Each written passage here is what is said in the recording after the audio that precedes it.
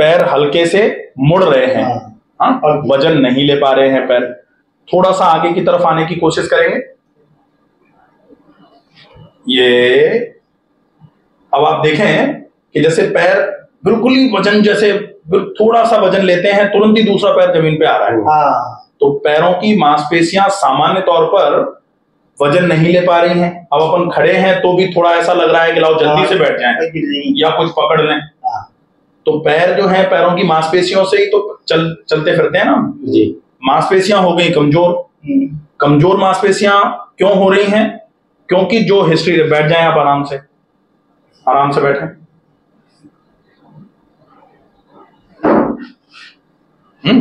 अब ये जो प्रॉब्लम है ये क्यों आई? क्योंकि जनरली ऐसा हो रहा है कि आपका 2014 में एक्सीडेंट हुआ था। एक्सीडेंट हुआ, गर्दन में चोट लगी। गर्दन में जो चोट लगी उस समय अपन ने ऑपरेशन करा लिया गर्दन का।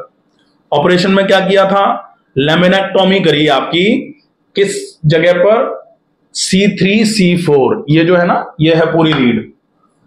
यहां से ये खोपड़ी है और ये पूरी रीढ़ की हड्डियां हैं 26।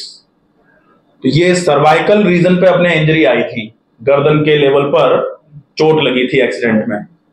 तो गर्दन के लेवल पर जो चोट लगी थी उसमें ये जो MRI है, MRI में C3 C4 जो है ना, C3 और C4 के बीच में प्रॉब्लम आ गई थी। तो उस समय जो दिक्कत ज्यादा आ गई थी ना, उस समय ऑपरेशन करके, लेमिनेक्टोमी करके उन्होंने उस समस्या को ठीक कर लिया था। आपने लगभग 14 से लेकर के 9-10 साल ठीक ठाक निकाले। हाँ बढ़िया। अब अभी ये समस्या कब से चालू हो गई है दोबारा? ये 8-10 महीने हो गए। मतलब लगभग 14 से 10 साल सही निकाले आपने।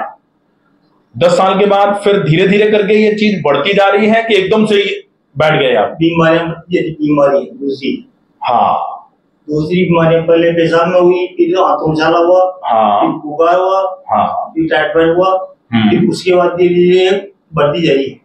धीरे धीरे करके अब वो जो टाइफाइड हुआ, आंतों में छाला हुआ, वो जो था वो तो अलग बात हो गई। वो तो अगर ये समस्या नहीं होती तो भी हो सकते थे, लेकिन उनके प्रेजेंस की वजह से वो हो गई बीमारियां। उस वजह से, या फिर आपने कुछ ऐसा कर लिया जिससे गर्दन पर फिर से थोड़ी दिक्कत आ गई, वजन उठा लिया, सिर पर भारीपन आ गया, ज्यादा देर तक एक जगह बैठे रहे, कुछ तो हुआ। थोड़ा सा रिलीफ आने के बाद में ये क्या ट्रैक्टर वगैरह चलाते थे। हाँ, अब जैसे गर्दन पे अपन ने करा रखा ऑपरेशन, अब फिर गर्दन पे ही अपन लोड डालेंगे, तो जो ऑपरेशन था 10 साल तक चल गया। लेकिन 10 साल के बाद जब कमजोरी आ रही थी मांसपेशियों में, क्योंकि अब धीरे धीरे करके उम्र भी तो 10 साल ज्यादा हो गई ना, तो मांसपेशियां तो वैसे ही जनरली कमजोर हो रही हैं, सबकी उम्र के हिसाब से कमजोर होती भी जाती हैं। ऐसे केस में आपकी गर्दन की मांसपेशियां थोड़ी और कमजोर हो गई और उसकी वजह से सर्वाइकल रेडिकुलोपैथी हो रही है। ये तो सर्वाइकल रेडिकुलोपैथी जो हो रही है, उस केस में गर्दन से ही तो पूरी की पूरी नसें निकल करके रीढ़ पूरी की पूरी यहीं से तो नीचे की तरफ जा रही है। अब यहीं दब जाए, जैसे मैं बता रहा हूं अभी कि जैसे बिजली घर से पूरे शहर में बिजली आती है और बिजली घर में ही कोई फॉल्ट हो जाए तो पूरे शहर की बिजली जानी है। तो इस वजह से पूरे शहर की बिजली जब जाएगी तो यहां अगर गर्दन में कोई दिक्कत आई तो हाथ भी कमजोर होंगे, हाथ दोनों पूरे ऊपर उठाओ। हाँ, अब जैसे ये लग रहा है ना कि हाथ पूरे नहीं उठ रहे, और जोर लगाते हो तो उंगलियां कांपती हैं, हाथ कांपते हैं, खड़े होते हो तो पैर कांपते हैं, यूरिन पूरा जा नहीं पा रहे, मोशन में भी प्रॉब्लम आना चालू हो जाएगी क्योंकि सप्लाई तो पूरी यहीं से आ रही। तो आंतों की सप्लाई भी खराब होगी, ब्लैडर की सप्लाई भी खराब होगी, यूरिनरी ब्लैडर की, हाथों की सप्लाई भी यहीं से आती है तो वो भी खराब होती है, और पैरों की नीचे की तरफ से जा रही है तो पैर भी कमजोर हो रहे हैं। इलाज क्या है? जैसे गर्दन के लेवल पर जो 7 हड्डियां हैं, 7 हड्डियों के बीच में जो गैप हैं 6, उन गैपों को सही रखना है। गैप्स जो हैं वो मेंटेन्ड रहने चाहिए, उन गैप पे प्रेशर नहीं पड़ना चाहिए। 2 हड्डियों के बीच में इंटरवर्टिब्रल स्पेस होता है, 2 हड्डियों के बीच में एक जगह होती है। जैसे 2 कांच होते हैं ना, कांच के ग्लास, अब 2 कांच के ग्लासों को अगर एक जगह ले जाना है कहीं थैले में भर के, तो 2 कांच के ग्लास के बीच में अपन गत्ता डालते हैं, ताकि आपस में टकराए नहीं और टूटे नहीं। ऐसे ही हर दो हड्डी के बीच में आप देख रहे हो ना, ये डिस्क भरी हुई है, दो हड्डियों के बीच में एक डिस्क है जो दो हड्डियों को आपस में टकरा करके टूटने से रोकने का काम कर रही है। अब अगर दो हड्डियों के बीच में जो गैप है, उस गैप में ये डिस्क है और वो गैप किसी वजह से कम होगा तो डिस्क भी तो दबेगी ना। तो इसी वजह से ये जो सर्वाइकल एमआरआई आपने अभी कराई है 2023 में, इसमें आपके क्या आया है, disc desiccation at multiple levels. मतलब ये जो गर्दन के लेबल्स हैं इन पर कई जगह पर डिस्क डेसिकेशन आया, डिस्क जो है उस पर दबाव आया है, उसकी वजह से प्रॉब्लम बढ़ रही है। कहीं एक जगह दिक्कत आ जाती है ना गर्दन में, एक दो हड्डियों के बीच में एक डिस्क भी दब गई तो उसकी वजह से गर्दन में दर्द, हाथों में दर्द, हाथ की उंगलियों तक दर्द आना चालू हो जाता है। अपने कई जगह पर है तो अपने तो हाथ पैर सारा गड़बड़ हो रहा है। ठीक कैसे होगा? सबसे पहला इलाज, कैसे भी करके एक तो सर्वाइकल कॉलर का यूज करो, जो गर्दन का पट्टा आता है उसको जरूर लगाओ। दिया होगा पहले परमानेंट, मतलब आप जब लेटो तब केवल उसको निकालो। इंडो वेस्टर्न में ऑपरेशन कराया था पहले, इंडो वेस्टर्न में ही कराया था, आईबीएस ना, हाँ इंडो वेस्टर्न नहीं है वो, Indo western brain and spinal hospital जो है ना, तो आईबीएस में ऑपरेशन करा लिया था उनने। उस समय भी कुछ पट्टा वट्टा दिया होगा, तो वो पट्टा कब से नहीं पहना आपने? वो तो 5 साल उस समय पहना और उसके बाद फिर छोड़ दिया। तो उस पट्टे को एक तो दोबारा उपयोग में लेना चालू कर दो। हाँ, कमर का भी चाहिए। अब वो पट्टा पहनो, वो पट्टा क्यों पहनो? क्योंकि यहां गर्दन में जो हड्डियों के बीच में गैप कम हो रहा है ना, आप ऐसे करके पहनोगे तो वो गैप मेंटेन हो जाएगा। ठीक है, तो गैप मेंटेन हो जाएगा। उसके बाद आप चल रहे हो या ट्रेवल कर रहे हो या आप तो ट्रैक्टर चला रहे हो, अब ट्रैक्टर वो भी खेत में चला रहे हो, तो ट्रैक्टर खेत में चलाने में तो ट्रैक्टर जैसे धमधम होता है ना, तो ये ऊपर नीचे ऐसे ऐसे करके होती है ना, ये तो ऊपर की हड्डी नीचे की हड्डी पे ऐसे ऐसे करके बराबर बराबर दचके मार रही है, तो उसकी वजह से ये तो बहुत दिक्कत आती है। तो आप एक तो कुछ समय के लिए ट्रैक्टर मत चलाना, ठीक है।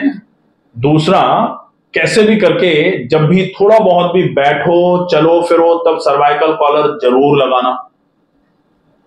तीसरा, अगर आप लेट रहे हो तो सर्वाइकल कॉलर तो खुलेगा, लेकिन आप सर्वाइकल पिलो लगाओगे। सिंपल तकिया नहीं लगा सकते, साधारण तकिया नहीं चलेगा, सर्वाइकल पिलो आता है अलग से। तो सर्वाइकल पिलो किस तरीके का आता है? वो इस तरीके का आता है, ऐसे। तो गर्दन आ जाती है ऐसे हिस्से पे, उठे हुए वाले हिस्से पे, और फिर सिर पीछे चला जाता है, तो गर्दन आराम से रेस्टिंग कंडीशन पर रहती है ऐसे, ठीक है, ऐसे। तो यहाँ गैप में वो पिलो आ जाएगा, फिर सिर आराम से जमीन पर टिक जाएगा, ठीक है। अगर हम यहाँ तकिया लगाते हैं ना, तो ये गर्दन पूरी झुकी रहती है आगे की तरफ, वो नुकसान होता है उससे, ठीक है। तो सर्वाइकल पिलो लगाना है लेटते समय, वो लिख के दे देंगे आप।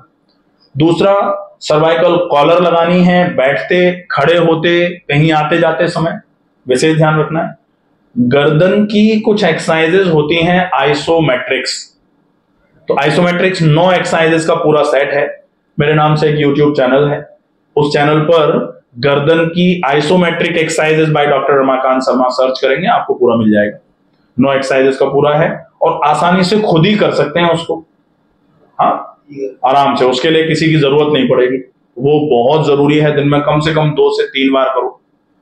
फिर चूंकि जैसे पैरों में थोड़ी सूजन भी आ रही है, खून नीचे की तरफ भर रहा है, क्योंकि हम लगातार पैर लटका के बैठ रहे हैं, तो पैर लटका के बैठना कम करो। हाँ, लेट जाओ।